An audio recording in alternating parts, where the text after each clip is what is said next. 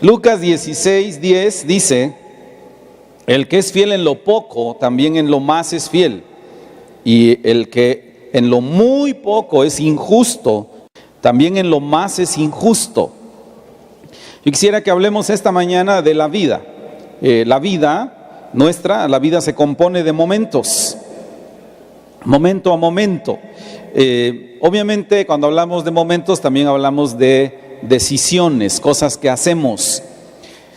Y la mejor decisión, o una de las mejores decisiones que podemos hacer, es ser fieles a Dios cada momento. Algunos nos decepcionamos porque queremos vivir una vida cristiana fiel para Dios y pensamos en términos de años. Hace muchos años había personas que siempre lo medían así, ¿verdad? Ya lleva 20 años de cristiano, qué bueno, qué maravilla. Pero la verdad de las cosas es que lo correcto es que cada día nos levantemos como que es un nuevo día para los ojos del Señor. Y no desalentarnos, ¿verdad? No tenemos que juntar muchos años, solo tenemos que ser fieles hoy. Y mañana otra vez, y así, poco a poco. Y no desalentarnos, empezar en años. De hecho, este es un principio que utilizan los alcohólicos anónimos, ustedes saben. Dicen, no hable de ser sobrio 20 años, solo hoy. Nada más hoy y con eso la podemos hacer. Entonces la vida se compone de momentos. Si nosotros logramos superar un momento X en la circunstancia que sea, estamos listos para el siguiente. Por eso dice aquí la Biblia, el que es fiel en lo poco, también en lo más es fiel. Y me gustaría entonces que viéramos el avance de la vida o la escalera de la vida cristiana en la vida de Josué. Y de ese modo nosotros podamos ir aprendiendo lecciones de los momentos. Que sería, por ejemplo, una primera cosa, sería saber que lo que tenemos o lo que somos no depende de nosotros y de nuestras habilidades, sino de Dios. Y buscar que sea Dios quien nos vaya colocando. Para empezar, Dios nos puso como sus hijos. Y eso no es algo de nosotros, es don de Dios. ¿Se acuerdan que dice? No por obras para que nadie se gloríe. Pero el patrón del mundo siempre está presionándonos para nosotros funcionar en el sentido opuesto. Hace muchos años el señor George Washington, primer presidente de los Estados Unidos, fue nombrado jefe de las Fuerzas Armadas. Lo que dijeron fue, el carácter de este señor, la valentía de este señor, la rectitud de este señor, le merece ser jefe de las Fuerzas Armadas. Pero en su discurso dijo esto, qué interesante. En este día, dijo el señor George Washington, yo declaro con la mayor sinceridad ante cada caballero presente en este recinto que no creo que mi persona se equipare al título de comandante con el cual se me honra. No lo creo. Pero ahora, este señor es uno en 1,000,000, porque cuando nosotros buscamos un posicionamiento en la vida, y no pretendo pisar el callo de nadie, ese callo se va a pisar solito, armamos un currículum que llevamos a las empresas, y allá en ese currículum va un cúmulo de mentiras, ya de todo lo que según que hemos hecho somos grandiosos, y vamos a un cursillo que dieron aquí en un hotel que duró 3 horas, pero ya dice especialista en quién sabe qué, ¿eh? Y esto hace que la gente vaya escalando posiciones. O buscamos un amigo, este amigo conoce a otro amigo y por favor échame la mano y colóquenme como jefe en tal o cual lugar, y se sienten orgullosos de eso. Lo peor de todo es cuando un cristiano lo hace, porque el principio del cristiano es que cada escalón, dice Lucas 16:10, cada escalón de la vida debería ser el escalón de la fidelidad. Ser fiel en lo poquito para poder ir avanzando a lo más. Entonces Josué fue este hombre. experimentó la bendición de Dios, pero desde el principio de la vida fue Dios quien hizo las cosas con él. Verán ustedes a Números 27, que por cierto este pasaje a mí me sorprende, a mí me impacta mucho, porque Josué era simplemente un chico de la iglesia, pero dice la Biblia que Moisés se dio cuenta que se requería un relevo en la iglesia. Obviamente el pueblo, pero era la congregación del pueblo de Israel. Van a ver ustedes que la Biblia habla de eso, de congregación. Dice, versículo 15: entonces respondió Moisés a Jehová diciendo, que quien ponga a un varón sobre la congregación, que Jehová lo ponga. Jehová, Dios de los espíritus y de toda carne, ponga a un varón. Yo no lo voy a escoger, no es un amigo mío, no es un asunto de influyentismo, póngalo Jehová. ¿Y para qué? Para que este hombre, versículo 17, salga delante de la congregación y entre delante de ellos, para que los saque y los introduzca. ¿Para qué? Para que la congregación de Jehová no sea como ovejas sin pastor. 18. Y Jehová dijo a Moisés, toma a Josué, varón en el cual hay espíritu, y pondrás tu mano sobre él, y lo pondrás delante del sacerdote Eleazar, y delante de toda la iglesia, y le darás el cargo en presencia de ellos. ¿Quién fue, otra vez, quien da la asignación? Porque lo que dice aquí la palabra de Dios es que todo este proyecto no tuvo que ver con Moisés. Es un asunto de Dios. Y entonces dice el versículo 20, a este hombre que yo quiero, a Josué, quiero que a este hombre pongas de tu dignidad sobre él, para que toda la congregación de los hijos de Israel le obedezca. Estamos hablando, primero, hablamos de toda la vida, posicionamiento. ¿Quién soy yo? ¿Quién me ha puesto aquí? Dice la Biblia, a Josué lo puso Dios, y él se pondrá delante del sacerdote Eleazar, y le consultará por el juicio del Urim delante de Jehová. Por el dicho de él saldrán, y por el dicho de él entrarán.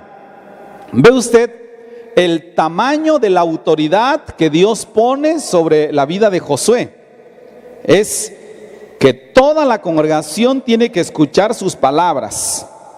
No hay iniciativa de parte de Josué, no hay campaña. Oigan, yo quiero que me coloquen allá, yo quiero ser quien haga las cosas.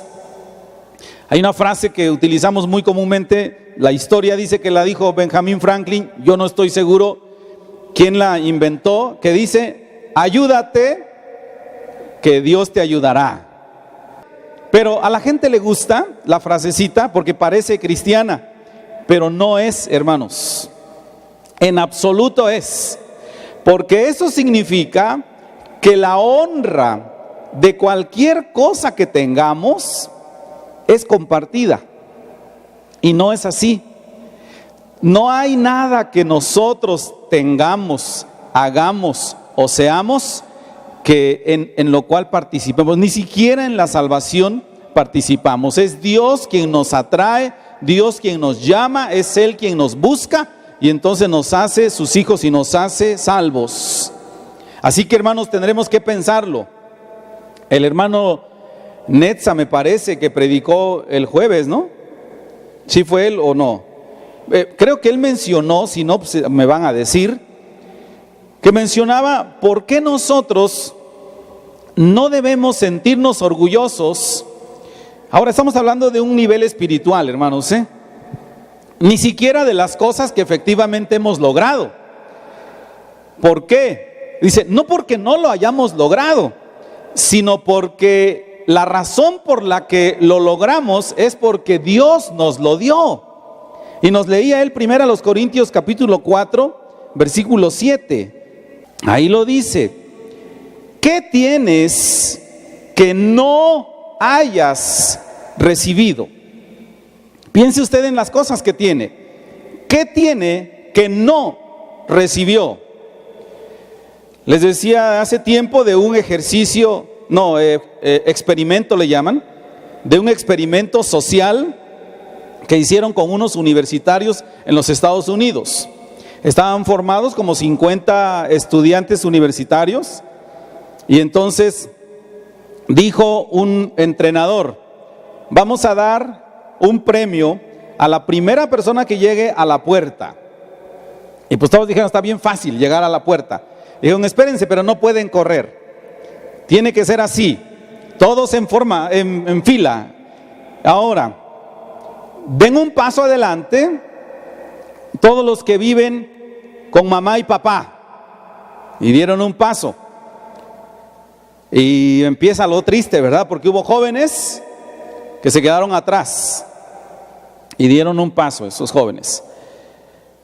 Y después dijo: den un paso adelante los que sus padres han pagado sus estudios, y dieron otro paso.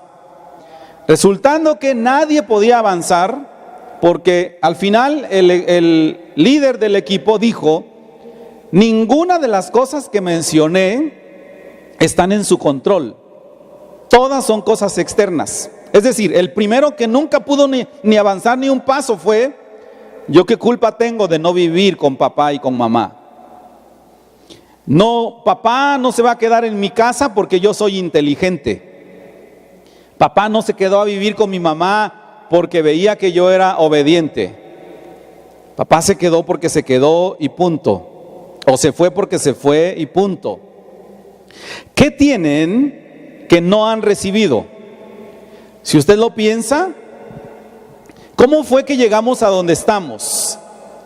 Yo veo aquí a don Raúl, un hombre respetado de todos nosotros, pero yo lo conozco de años. ¿Qué pasaría si don Raúl no hubiese recibido lo que recibió de su papá? ¿Cierto? ¿Qué habríamos hecho? ¿Qué pasaría, Rolando, si no habría recibido Estanislao, se llamaba tu papá, ¿no? No habría recibido el apoyo de don Estanislao. Pues no existiría. Dice: ¿qué tienes que no hayas recibido? No habría podido conocer a la hermana Eli. No habría nacido mi niño Rolandito, que recibió su premio de excelencia académica. Denle un aplauso a este chamaco, por favor, en el nombre de Jesús, ¿verdad? Pero entonces veo el ejemplo. Vean, no puede mi niño decir: es que como yo soy bien tremendo.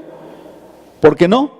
Porque si don aquel señor no hubiera dado, y si seguimos la línea, ¿quién nos lo dio? Dios. Y entonces dice aquí Pablo: y si lo recibiste, ¿por qué te glorías como si no lo hubieras recibido?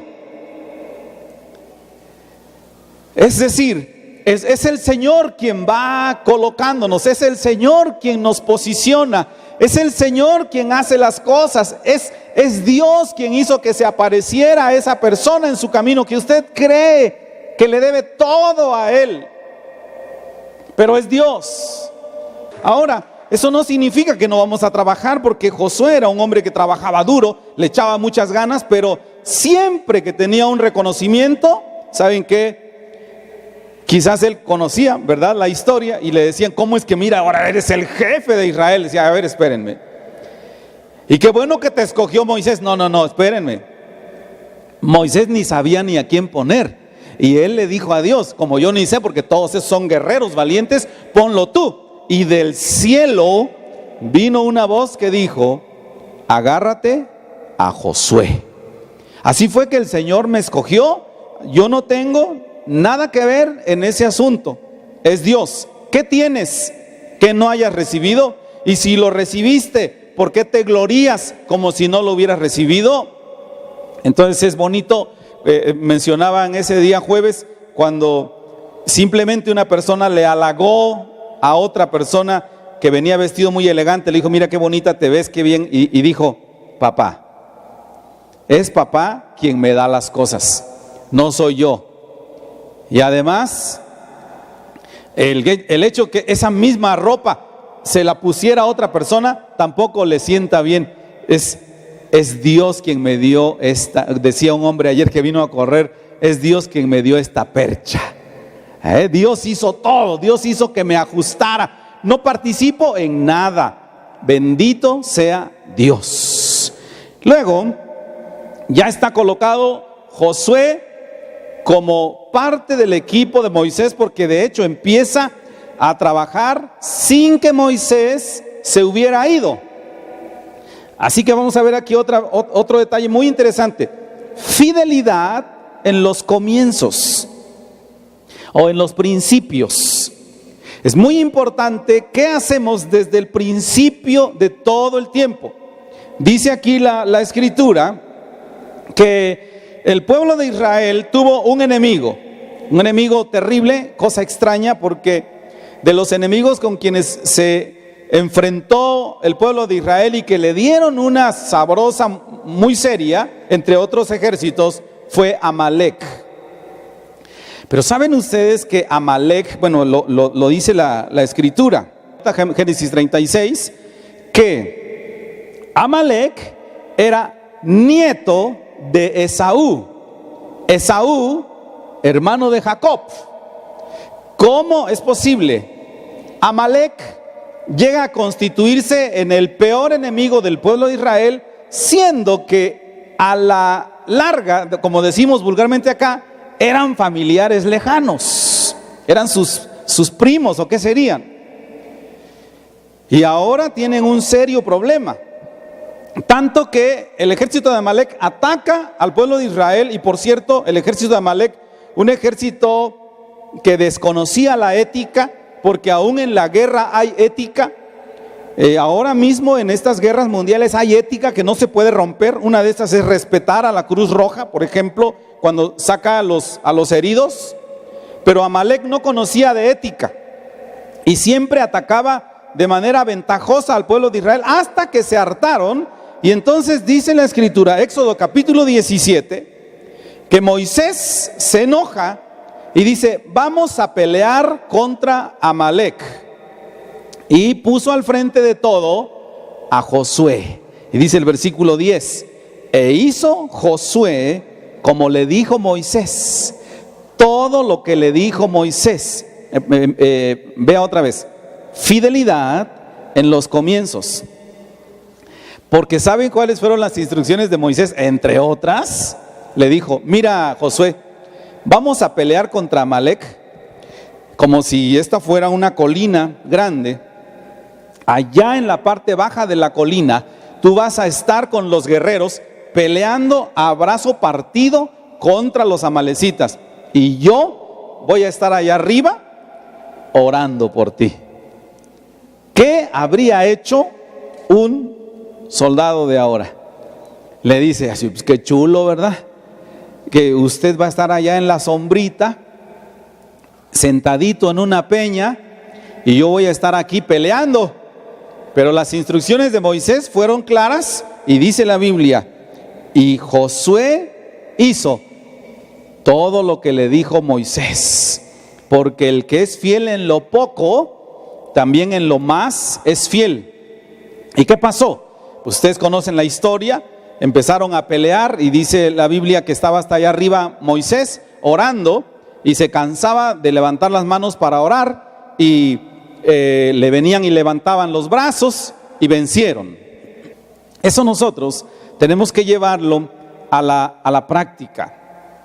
Si nosotros queremos la bendición de Dios, tenemos que ser fieles en los comienzos, porque esta fue la primera batalla de Josué. El caso es que dice la escritura que el ejército de Israel venció, y levantaron ahí un altar y nombraron a ese altar: Jehová es mi bandera, Jehová Nisi, Él es mi estandarte, porque Él ha peleado por nosotros. Entonces, fidelidad en los comienzos, en algo que parece sencillo, pero Dios va a hacer la obra si nosotros nos mantenemos fieles en esos principios que parecen pequeños, aunque, para ser honestos, vaya que esa primera batalla de Josué, pues no tuvo nada de pequeña, pero fue la primera. Siguiente, fidelidad a nuestro nombramiento o a nuestro nombre. Y esto es muy interesante. Todos nosotros hemos recibido un nombre. Aunque a usted le den ganas de demandar a quien le puso el nombre, ese es su nombre.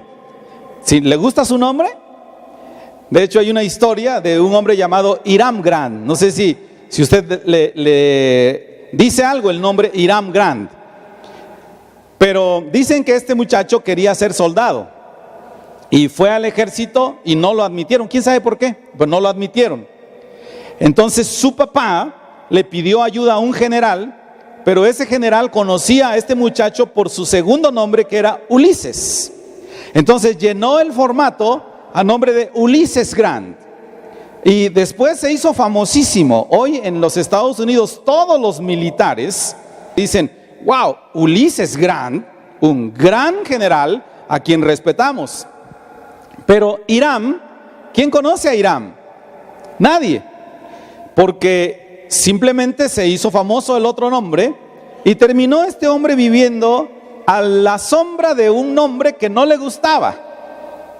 Ahora, para nosotros, hermanos, y yo esperaría que todos nosotros seamos humildes, receptivos, porque este asunto de los nombres es muy serio.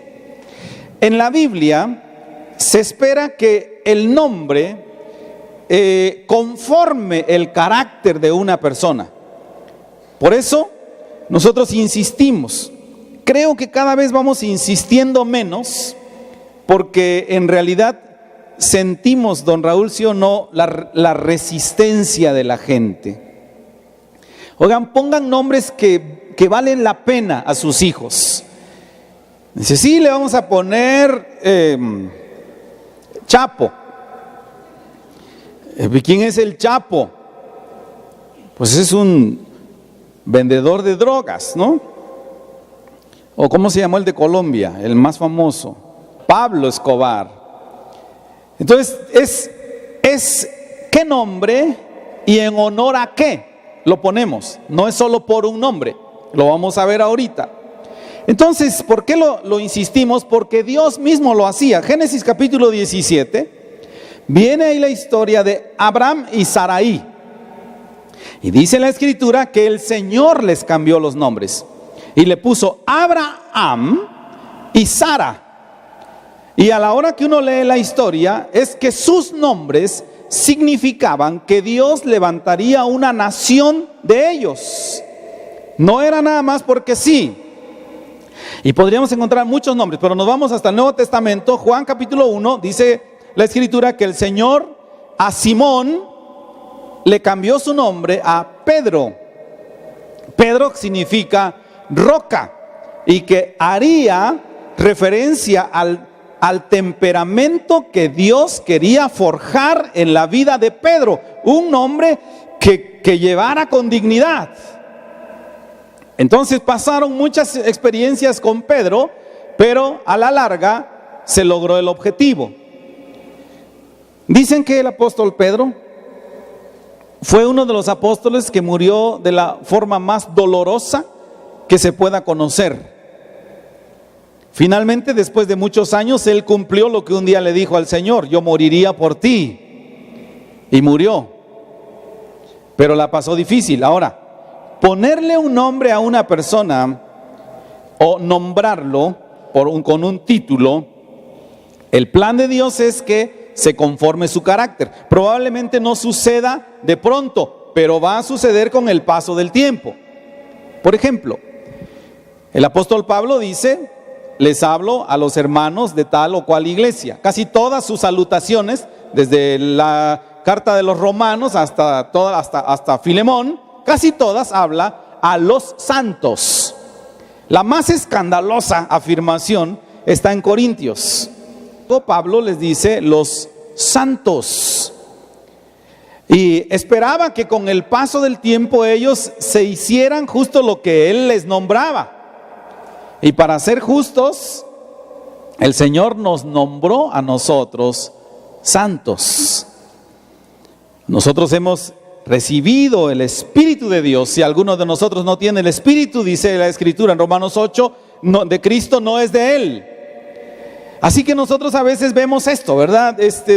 Ustedes son los santos en Cristo. Dicen, pues soy de Cristo, pero santo, ¿quién sabe? Le voy a decir algo. Ante los ojos de Dios, usted es santo. Ahora, yo le pido que ni siquiera piense en el de la derecha y de la izquierda, porque no estamos hablando de eso, estamos hablando de usted. ¿Podría usted decirlo junto conmigo? Repite conmigo, yo soy santo. ¿Por qué? Porque ese título me lo dio Dios. Y entonces Dios espera que con el paso del tiempo mi carácter se conforme a ese nombre. Josué no se llamaba Josué. Josué se llamaba Oseas. Números capítulo 13 versículo 16. Y Oseas significa Él ha salvado, pero Josué significa Jehová salva. Ahora, ¿cuál es la diferencia? La diferencia es que Oseas no hace ninguna indicación de que se esté hablando de Jehová. En cambio, Josué significa Jehová salva. Entonces el Señor se mueve de lo general a lo específico. Y qué tremendo, porque Josué, con el paso del tiempo, poco a poco se fue convirtiendo en un hombre que salvó al pueblo de Israel. Se espera que el nombre vaya conformando el carácter de las personas. Por eso tenga mucho cuidado. Hay nombres muy bonitos, pero debemos tener cuidado. ¿Qué nombre lleva usted? Y le pregunto, ¿es usted fiel a su nombre? Porque qué padre sería llamarse como mi yerno, que se llama Ricardo, ¿no? Tiene nombre de rey. Pues qué padre llevar el nombre, pero la pregunta ¿es usted fiel a su nombre? Porque Josué fue fiel a su nombre. Ahora, nosotros somos considerados en fidelidad no solo por lo que hacemos, sino también por lo que no hacemos. En el caso de Josué, Éxodo capítulo 24, dice ahí la Escritura que Moisés se llevó a Josué al monte para que para que lo acompañara. Quizás no lo sabía, para que Josué tuviera una experiencia espiritual bonita. Y se fueron. Pero mientras que se fueron, abajo se quedaron abajo del monte, dice 24:14, se quedó Aarón, Hur y los líderes del pueblo de Israel. El pueblo se empezó a inquietar y le dijeron: ya tiene mucho que se fue Moisés, te exigimos, Aarón, que nos hagas un Dios. Y dice la Biblia aquí registrado el peor fracaso de la historia de Israel. Aarón hizo un becerro de oro. Ay, ay, ay. Dicen que, me dijo un hermano: pastor, ¿se acuerda de la hermana fulana? Sí, ¿cómo no? Me acuerdo. La vimos antier. Ah, qué bien, pero ¿por qué la referencia? Porque la vimos en una procesión católica. Llevaban una imagen adorando y ahí va detrás esa hermana. Ay, ay, ay, ay, ay, ay. Y dice: sentimos tan feo ver a una persona que amaba a Dios haber retrocedido tanto para ir a adorar a una imagen. Y uno dice: ¿cómo es posible? Dice la Escritura que ¿quién era Aarón? Era el sacerdote. Aarón era el líder espiritual de ese grupo. Aparte que tenían un caudillo que era Moisés, Aarón era el sacerdote. Y él hizo un becerro. y todo el pueblo adoró a ese becerro. El pueblo por completo, excepto dos, Moisés y Josué, adoraron a una estatua. Que Dios nos libre, hermanos. Yo entré al al templo de Santo Domingo hace un mes, en julio, porque vino el hermano Víctor a visitarnos y me dijo, me han dicho que Santo Domingo es de oro. Y dije, pues dicen, ya lo guardamos el oro, pero vamos a que lo veas. Y fuimos a ver desde un punto de vista turístico, cultural. Miramos, miren este templo, qué bien, qué bueno, vámonos a cenar. Pero estando ahí, uno siente el peso terrible, la carga espiritual que hay en ese lugar, que no es para un hijo de Dios. La diferencia entre Aarón y Josué es enorme, porque si usted lee la Biblia, nunca va a encontrar una referencia a que Josué cedió a la presión de la gente, como sí pasó con Aarón. Acuérdese que Aarón fue nombrado el vocero de Moisés. ¿Qué es lo que Aarón tenía? Lo dijo el Señor desde aquella ocasión que discutió con Moisés. Moisés, yo quiero que tú dirijas al pueblo. Dijo, lo siento, yo no sé hablar. Dijo, búscate uno que sepa hablar. Y agarró a Aarón. Es decir, Aarón tenía una labia que todos se quedaban boquiabiertos escuchando a Aarón. Un maestro de la palabra, que se esperaba que en ese momento redarguyera al pueblo para hacer lo correcto, pero dice la escritura que se quedó callado. Al contrario, cedió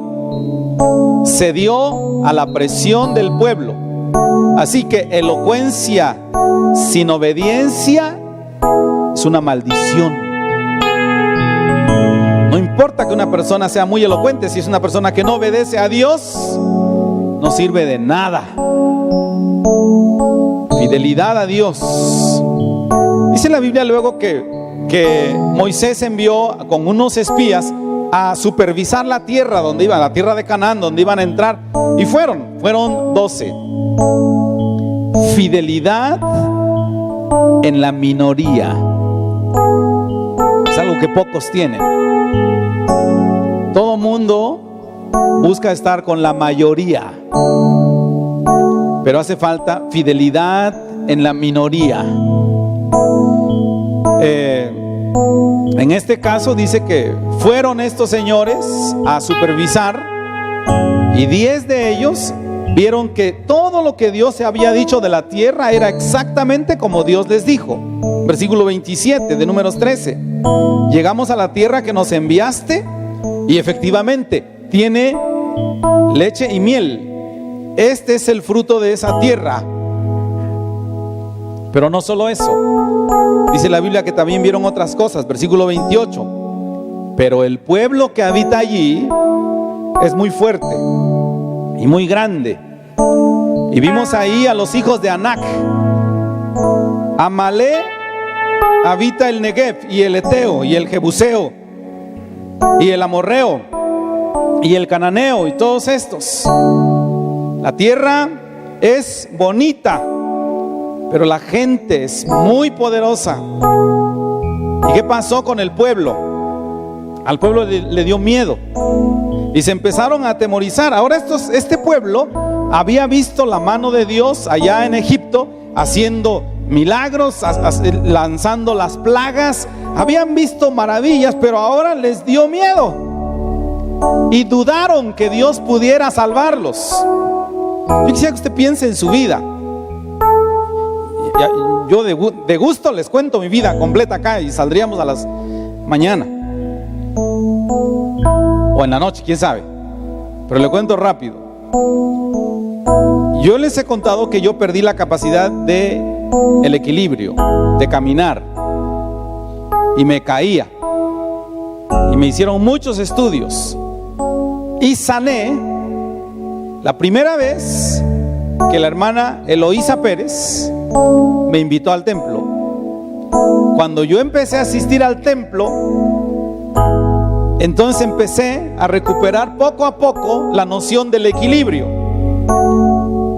Fue la razón por la que amé tanto correr hasta que pude, hasta el 2010.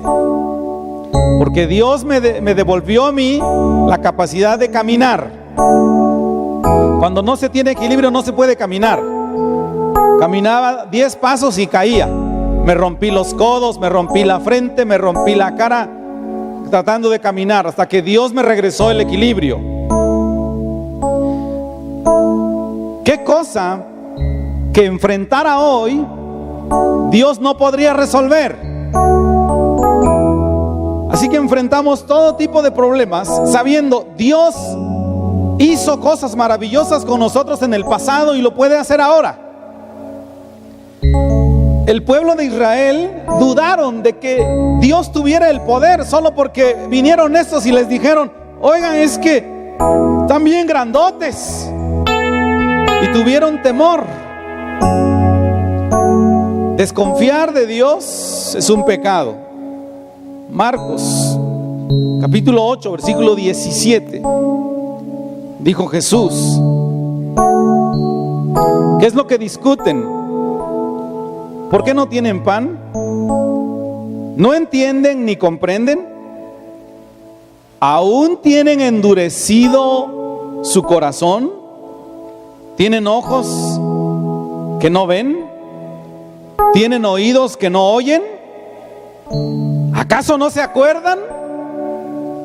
Y les dijo: ¿por qué no acaban de entender? Porque Dios quiere que usted, hermano, viva toda su vida cristiana, toda, confiando en Él, que Él puede. Que no se deje atemorizar, aunque venga un cobarde y le diga: están muy grandes los enemigos, esos enemigos son fuertes y nos pueden destruir. La cobardía es como una epidemia. Si no la paramos pronto, puede terminar destruyéndonos, destruyendo nuestras vidas, a nuestra familia, a nuestros amigos, a nuestra simiente, y terminar con todo lo bello que Dios pudo habernos dado. Todo por miedo.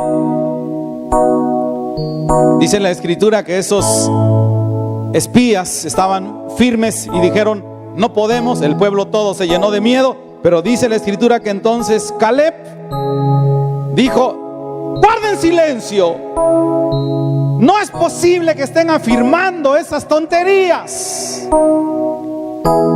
Y entonces habló a la gente, les dijo, versículo 30: subamos y tomemos posesión de ellos, porque más poderosos somos nosotros que ellos.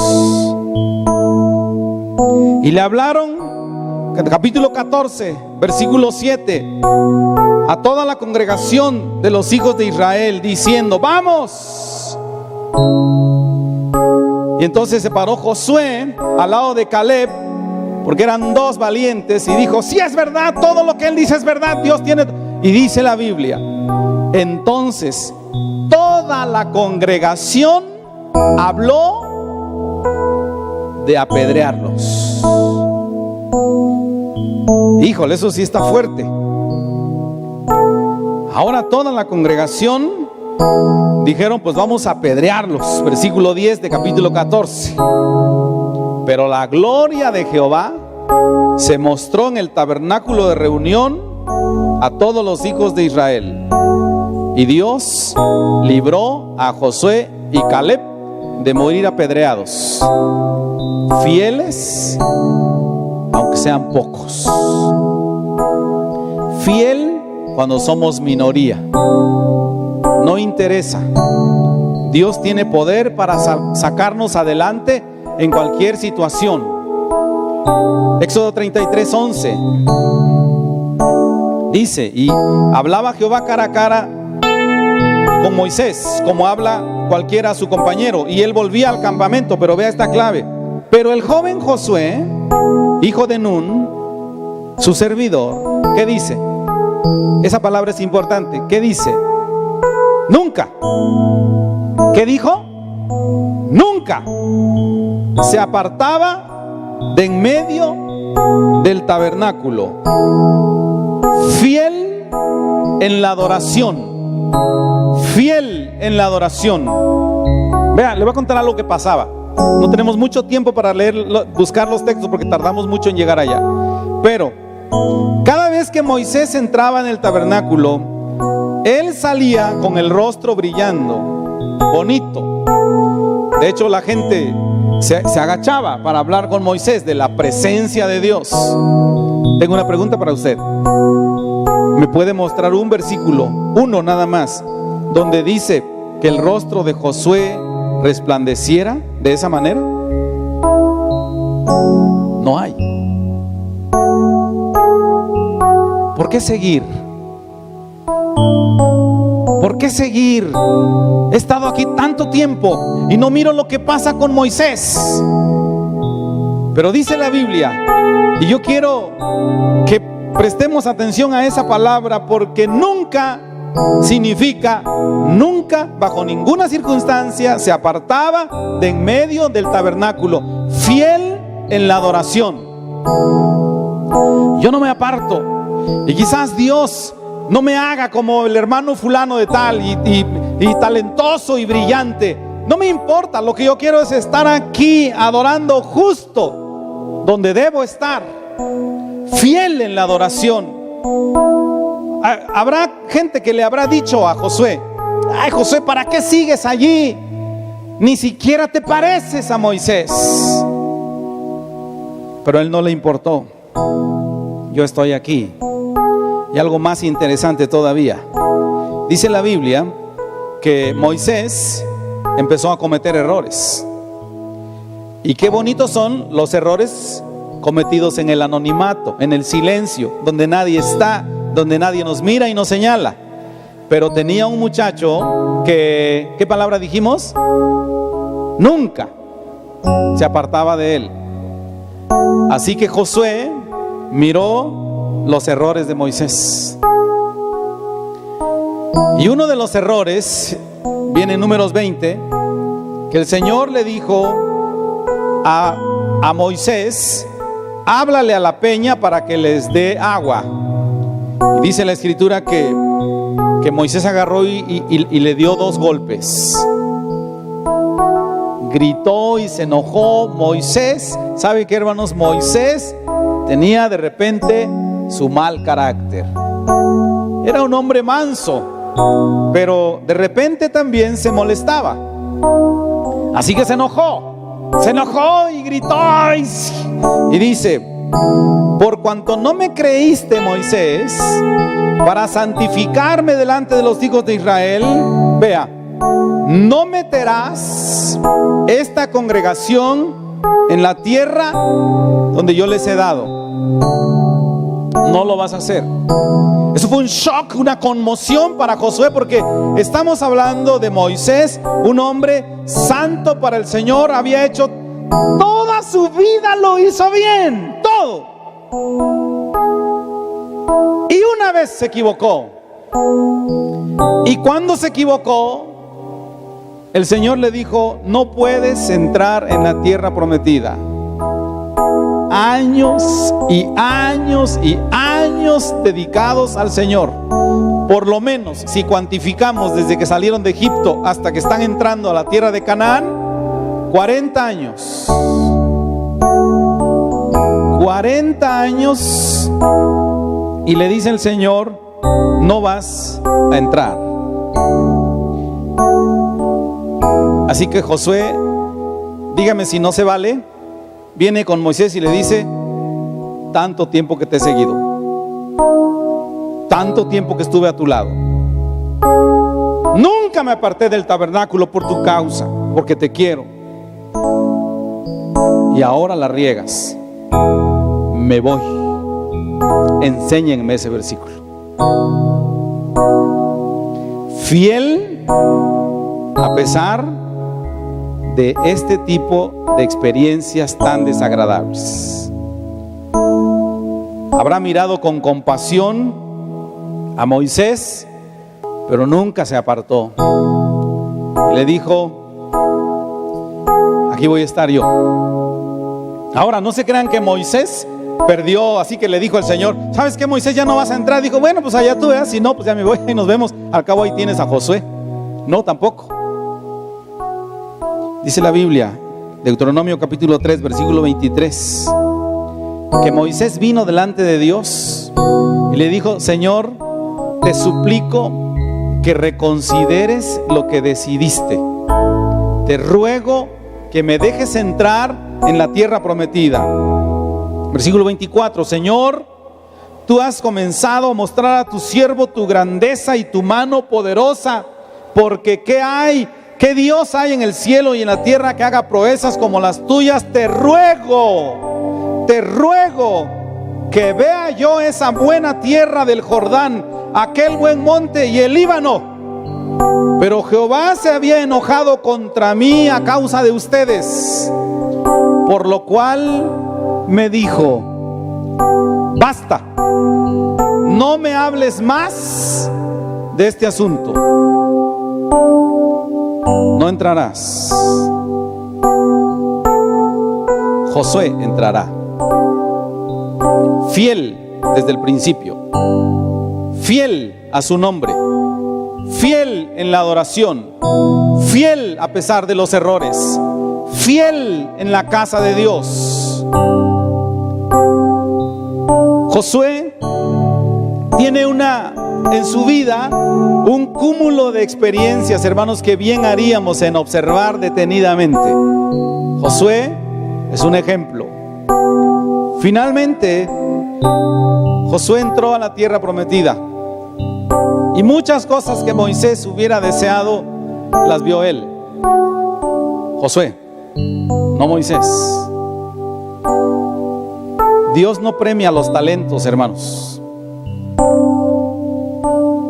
Dios no premia la astucia. Si Dios no premia la astucia ni los talentos, menos premia la mentira. Dios no premia eso. Dios premia la fidelidad. Fidelidad a prueba de todo, al nombre del Señor. Y quiero animarlo para que usted y yo hagamos ese compromiso con Dios de emular la vida de Josué. Yo le recomiendo leer el libro de Josué, aunque las experiencias que le he dicho ahora, que hemos leído, casi ninguna está en el libro de Josué. Están antes de que él entrara a ese lugar. Aparte, una vez entrando en la tierra prometida, tuvo cantidad de experiencias, pero antes de entrar. Eso me habla a mí de antes del reino de los cielos. Un día vamos a estar en la presencia de Dios y vamos a ver maravillas, pero antes de llegar allá debemos ser fieles. Incline su rostro, por favor, y vamos a orar.